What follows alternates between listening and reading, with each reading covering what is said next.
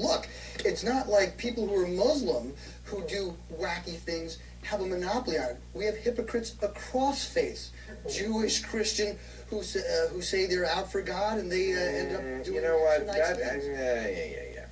You know what? That's liberal bullshit right there. I mean, yes, all faith is hypocrites. But no, there are. They're clear on that. They're not as dangerous.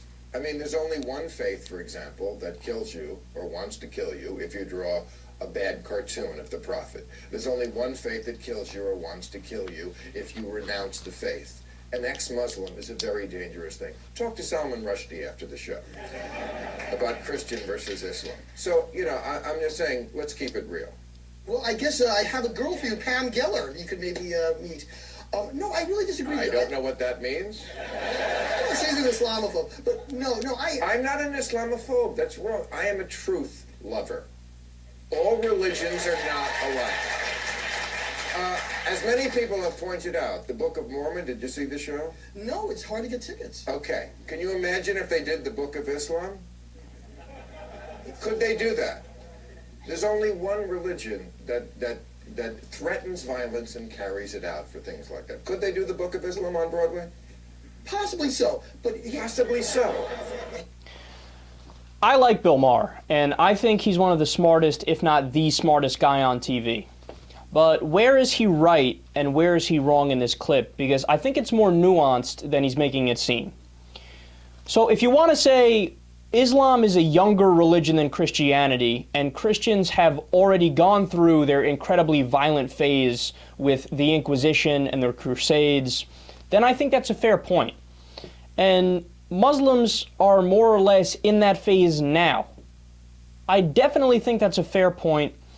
But if you look at polling done in the Muslim world, it's a majority-held belief, for example, that it should be a crime to speak bad about the Prophet, so they're not nearly as big on freedom of speech and things that we would consider Western values. And you guys know I'm an agnostic, but I'm also an anti-theist, so I don't like all religions. And I already think that they're bullshit, right? Now, on average, are Muslims more intolerant of other worldviews? Yes, they are. On average, are they more militarized in the name of their religion? Yes, they are. Are their extremists and fundamentalists more dangerous than a Christian fundamentalist or extremist? Yeah, I think it's a fair point to say that they are. A jihadi will strap a bomb to his chest, and a Christian extremist will protest a kid's funeral with the God hates fag signs. So there is a distinction to be made.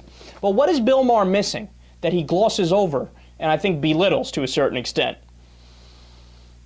The biggest terrorism threat that we face is not from Muslims. Now, I know that literally, well, not literally, but it makes people's heads explode when you say that. They think, oh my God, that makes no sense. How could you say that? Like Maher pointed out, he thinks that's liberal bullshit, essentially. But it's not my opinion that the biggest threat we face in terms of terrorism isn't from Muslims. It is literally true. The Department of Homeland Security and the CIA released a report in 2009. The report was initiated by the Bush administration.